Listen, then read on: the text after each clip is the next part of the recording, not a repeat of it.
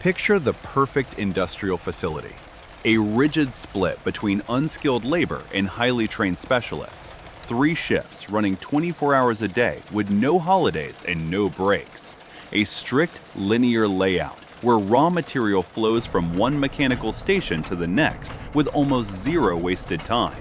Total standardization of the final product, and a workforce at the machines that's completely endlessly interchangeable. Sounds like a cotton mill in 19th century Manchester, right? Wrong. This is happening nowhere near Ford's assembly lines or those Manchester weaving sheds. So where are we? 17th century Jamaica. This is the boiling house of a typical Caribbean plantation. That comforting sweetness in your morning coffee has a history that starts far, far away from any quiet farm field. Sugar was history's first truly merciless industrial machine. This human processing apparatus was running at full capacity centuries before Europe's first coal furnace ever lit up. On the surface, it looked idyllic. The classic oil painting scene. Endless green fields, windmill blades turning lazily on the horizon. But underneath that picture postcard exterior sat something closer to a strict industrial system. Europeans of the time were used to a gentle agricultural rhythm. Grow your wheat, bring in the harvest, store it in a dry barn, take it to the mill whenever it suited you. Sugarcane destroyed that peasant logic completely. A cut cane stalk starts rotting and fermenting within 24 hours. The juice spoils almost instantly. The plant's biology set a brutal deadline. From the swing of the machete in the field to crystallized molasses, you're counting hours, not days. Either the cane gets processed immediately, or the entire harvest is lost. There was no such thing as a cane warehouse. That desperate race against time gave birth to an entirely new kind of economy. The technology arrived on Barbados from Dutch Brazil around 1642, and the island transformed almost overnight. Small farms collapsed one after another. Wealthy landowners bought up the land and stitched it into massive agro-industrial estates. A typical estate covered roughly 500 acres. 200 of those were dedicated entirely to one non-stop crop. Over a single 15-month cycle, a plantation like this could produce 600,000 pounds of sugar. Even the cheapest grade, Muscovado, brought in around 7,500 pounds sterling. Greed demanded more, so the owners started experimenting. Investors tried shrinking the growth cycle from 15 months down to 12 to speed up returns. Yields collapsed. So how do you make up for a harvest that just cratered because you rushed it? To avoid losing a single precious minute in transport, buildings on Barbados were built in cascading tiers from the start. The mill sat on the highest ground. Crushed cane juice ran downhill by gravity through stone or wooden gutters straight into the boiling house. The mill itself was a massive rig with several cylindrical rollers. Workers fed stiff cane stalks in by hand. To squeeze out every last drop, the stalks got run through twice. That doubled the physical strain on the workers and stretched out every processing cycle. Historical records treat it as routine when an exhausted worker got dragged into the rollers. Ledgers and chronicles from the period casually logged these mangling accidents right alongside the day's sugar output. During harvest season, the workday stretched to 18, sometimes 20 hours. Overseers organized brutally precise labor gangs with tightly scheduled shifts. After a full day in the fields, workers were pulled into an additional night shift at the boiling house. Processing continued by torchlight. Every minute of the day was regimented down to the shift and the schedule. The beating heart of this operation was the boiling house. Archaeological records and archives from the University of Glasgow paint a picture of the single most dangerous spot on the entire estate. Juice from the mill dropped into a holding tank, then flowed into a clarifier where it was heated. From there, the scalding liquid was ladled down a chain of copper and brass kettles, each one smaller than the last. The liquid boiled continuously, slowly reducing down into thick syrup. The heat near those furnaces was extreme. Open vats, splashing droplets of boiling molasses, floors that were perpetually wet and slick. Enslaved boilermen balanced heavy ladles against a punishing schedule. Deaths from burns and heat stroke were a regular occurrence. A rigid hierarchy ran through this work too. A skilled boiler was worth far more on the market than an ordinary field hand. His trained eye, knowing exactly when to pull the boiling kettle off the heat, determined how much usable sugar came out at the end. That kind of expertise made certain workers extremely valuable property. The human cost this machine consumed is staggering. Jamaica's own records tell the story in cold numbers. Between 1748 and 1788, the island imported more than 335,000 enslaved Africans. 40 years later, a census counted just over 226,000 people still alive. The machine was chewing through human beings faster than ships could bring in replacements. Even after that grueling, endless shift, there was no rest. Workers were sent off to tiny plots of land to grow their own food. Why would plantation owners spend money feeding people when the workforce could just farm their own scraps of land after a full shift? Spatial control, clock-driven labor, and an unbroken production line all fused into one system. Sugarcane built an algorithm where a human being was purely a consumable input for maximizing profit. The boiling houses of Jamaica and Barbados were only the endpoints of a much larger global network. To grasp the true scale of it, look at the ocean routes through the eyes of a ship owner in Bristol or Nantes. A merchant's worst nightmare in any era is an empty cargo hold. Loading a galleon in the Caribbean with molasses and sugar bound for the home country was only half the job. That ship had to sail back to the islands too. If it crossed the Atlantic empty, that wasted return voyage would eat up a massive chunk of the profits. Out of that problem came what history would later call the Golden Triangle. In modern logistics, arbitraging demand gaps between regions without ever touching your home port is considered elite-level strategy.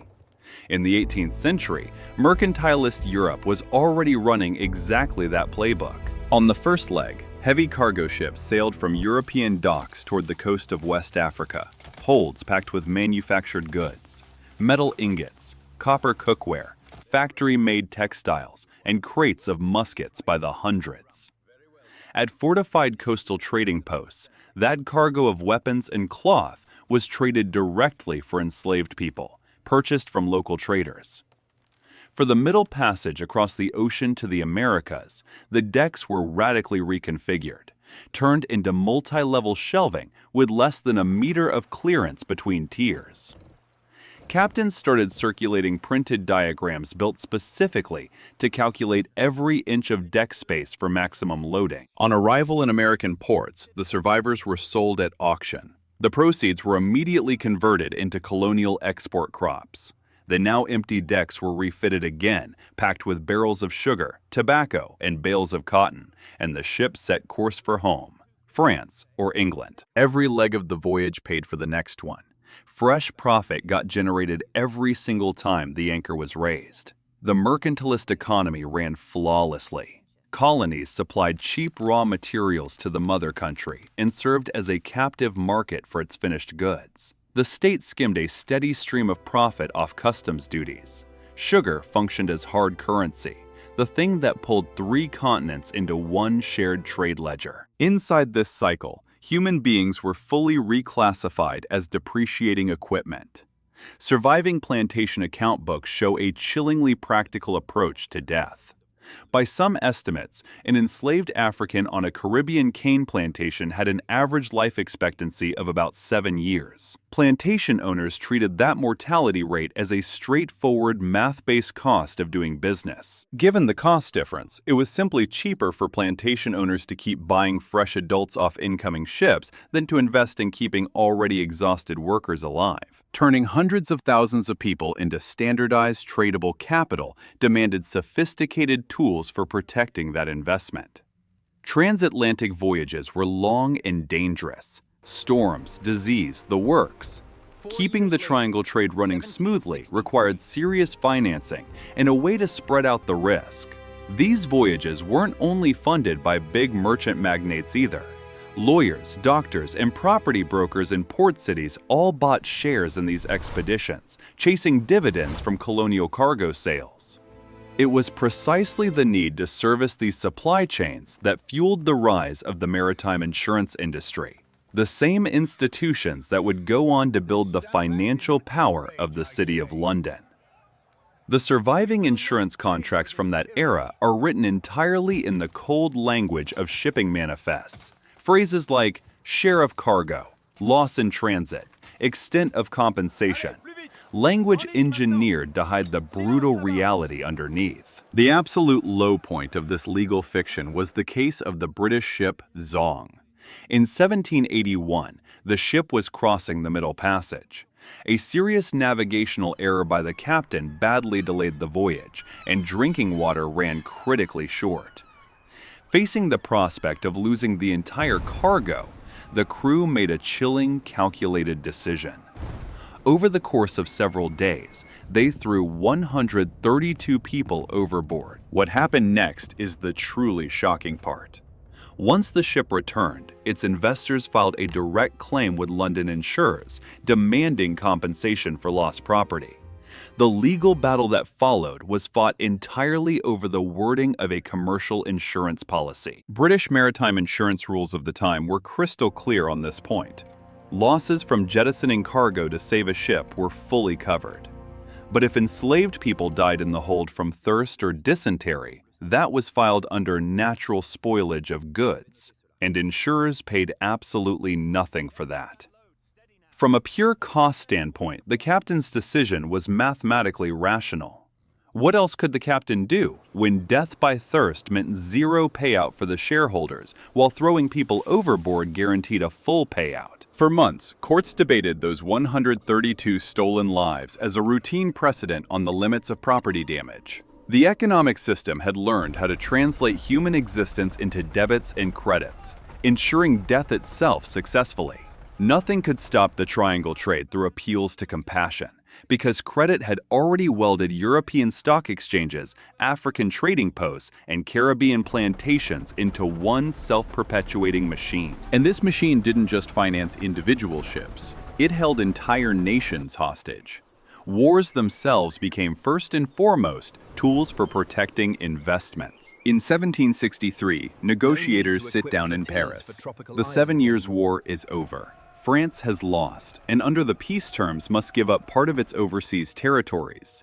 Two possessions are on the table. On one side, New France, modern-day Canada, millions of square kilometers of forest, lakes, and fur trapping grounds, an area half the size of Europe. On the other, Guadeloupe, a tiny volcanic speck in the Caribbean that colonial officials could ride across on horseback in a single day. Britain offers France the choice of which one to keep, and France's foreign minister, the Duc de Choiseul, hands over the entire northern continent to Britain, just to hold on to that tiny island. From today's vantage point, that looks like one of the great blunders of history. But customs ledgers from the 1750s tell a very different story. Canada's total annual exports of timber and beaver pelts brought the French treasury about 14,000 pounds sterling a year. Guadeloupe, in that same period, produced roughly 600,000 pounds worth of sugar. That one small island was outproducing every single British Caribbean colony combined. Voltaire, writing at the time, mocked the two empires for tearing each other apart over what he called a few acres of snow. Snow doesn't feed factories, and it doesn't pay off loans. London was caught in its own version of this madness. The victorious British Crown voluntarily handed back its most profitable prize. A tightly organized block of MPs, merchants, and plantation owners, the so-called West India Interest, sat in Parliament. They owned land in Jamaica and were terrified of internal competition. If Britain had annexed Guadeloupe, with its enormous output, cheap French sugar would have flooded the London market. That would have crashed prices and wiped out old fortunes overnight. So the plantation lobby leaned hard on the cabinet, arguing that continental security mattered more than grabbing new tropical territory. In 1759, a British fleet stormed Guadeloupe. The British took control of its boiling houses and sent home glowing reports claiming the island's plantations alone could cover half the Crown's war expenses. 4 years later, London politicians simply handed it back. British strategists had convinced themselves that taking Canada from France would permanently secure their North American colonies from any northern threat. Lining up customs records against the map of military campaigns reveals an unsettling pattern. Empires weren't bargaining over square miles, they were bargaining over tonnage. Future wars would be measured in barrels of rum. By keeping Guadeloupe and neighboring Martinique, France held on to access to the 18th century's version of sweet oil. That resource funded armies and kept credit flowing. Britain, meanwhile, got an endless northern continent that demanded garrisons, forts, and staggering amounts of infrastructure spending. That perfectly rational logic had one fatal side effect. The moment the threat of French invasion from Canada disappeared, American colonists no longer felt they needed London's soldiers protecting them. With the external enemy gone, the colonies suddenly started asking why they were paying taxes to a distant crown at all. One historical reading of events holds that removing the French threat knocked out the very thing keeping the colonists loyal, and helped set the stage for the American Revolution. While European capitals redrew borders on paper, the machine kept spinning in the Caribbean. An island powerful enough to outweigh half of North America at the negotiating table remained a zone of total human burnout. Death rates on Guadeloupe's cane fields consistently topped 10% a year. The population was sustained purely by a constant resupply of people from Africa. British abolitionists would later write, bitterly, that the empire had traded black lives for snow in the colonies, and then washed its hands of the whole thing. Global politics was chained to a narrow strip of tropical climate. Controlling that climate zone became, in the eyes of empires, the key to global dominance. And that assumption held perfectly, right up until the early 19th century, when the whole system got blindsided by two completely unforeseen forces: the ambitions of a Corsican artillery officer and a dusty patent from a Prussian chemist. In 1806, Napoleon signed the Berlin Decree, launching the Continental Blockade, an economic chokehold aimed at Britain. Napoleon wanted to seal off every European port to English goods and cut London off from its markets. Britain's navy answered in kind, clamping down its own naval blockade on the continent. Trade routes across the Atlantic ground to a halt. Warehouses emptied out fast. Continental Europe lost access to cane sugar entirely. The answer to that problem had been sitting in a dusty academic archive for decades. Long before the Napoleonic Wars, a German chemist named Andreas Sigismund Marggraf ran a series of experiments at the Berlin Academy of Sciences and proved, scientifically, that ordinary beets contained crystallizable sucrose. Later, his student Franz Karl Aschard refined the extraction process. A small processing plant opened up in Prussian Silesia. In peacetime, that chemical breakthrough went nowhere commercially. European beets had too little sugar content and production costs were sky high. As long as Barbados and Jamaica kept shipping cheap molasses across the ocean without interruption, there was no financial reason to bother with an inefficient beet factory. German authorities simply ignored the discovery. The blockade forced everyone to redo the math. Cut off from ocean trade, Napoleon looked at that forgotten patent and saw a strategic resource. He ordered large-scale government-backed experiments to scale up the technology. France rolled out subsidies for beet growers, the first program of its kind in history, a government bonus specifically for an agricultural sector. A decree set aside enormous tracts of land for planting the new crop. By some estimates, around 100,000 hectares were converted to sugar beet. Meanwhile, French researchers Benjamin Delasay and Jean-Baptiste Kerouel took Aschard's process and overhauled it completely. They dramatically boosted sucrose yields, finally making the extraction commercially viable. The state poured money into building imperial-scale factories and opened specialized technical schools to train workers. Within a few years, an entire industrial infrastructure had sprung up around beet sugar. On January 1, 1813, Napoleon officially banned the import of all colonial sugar into France. The Continental Blockade was designed as a military weapon, but it accidentally triggered an agricultural revolution. The Caribbean's climate monopoly collapsed. Dependence on the tropics simply vanished. There was no longer any need to send massive fleets across the ocean or fight wars over scraps of island territory. The market share numbers over the following decades tell the story of that once invincible sugarcane empire collapsing in slow motion. By the early 1850s, beet sugar accounted for roughly 14% of global production. By the start of the 20th century, that figure had climbed to about 65%. The historic tipping point came in 1883, when global beet sugar production overtook cane sugar for the first time ever. The Caribbean's economic engine started falling apart. On top of Europe's technological breakthrough came a demographic shift in the colonies. The abolition of slavery, including France's 1848 decree, cut off the plantation owners' free labor supply. Manual cane labor suddenly became expensive. Competition from European beet sugar combined with brutal labor disputes made the whole trade too risky to bother with. Massive fortunes simply evaporated. Once priceless islands turned into economic ruins. St. Croix, once one of the great hubs of the old sugar trade, slid slowly into decline. The last major plantations there shut down in the late 1920s. The final harvest at the island's Bethlehem sugar factory happened in 1966. After that, production there stopped completely. Sugar lost its status as a luxury good for good. In northern Italy, a glut of cheap sugar fueled the explosive growth of the mass confectionery industry. In Turin, producers started blending scarce cocoa with the now cheap local sugar and hazelnuts. Who could have guessed that mixture would become the foundation of a global chocolate spread industry? The industry crossed the ocean fast. In late 19th century Alvarado, California, the first profitable American beet processing plant opened its doors, and the new industry took root across the American West. By the mid-20th century, growing beets had become routine work for countless small farms in Weld County, Colorado. Sugar had officially become junk. The exact same white powder that once redrew the map of the world in the 18th century now sells by the bag at any discount store. The old sugar-producing centers lost their economic power, and the planters lost their fortunes. It looks on the surface like a happy ending. Technological progress defeating colonial madness.